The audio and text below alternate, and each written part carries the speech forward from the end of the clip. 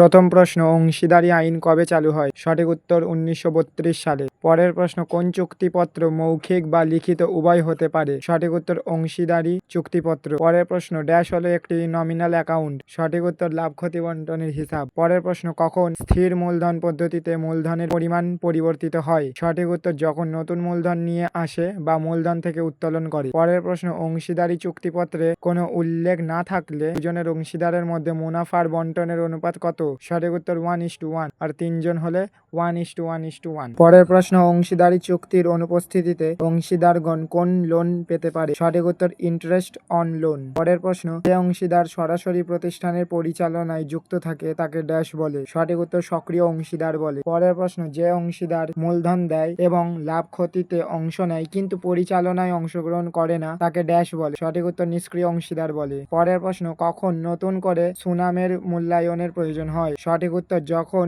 অংশীদার কারবারের পুনর্গঠন হয়। পরের প্রশ্ন, সুনামের হিসাব নিকেশ আদর্শ মান কত? সঠিক উত্তর AS 26।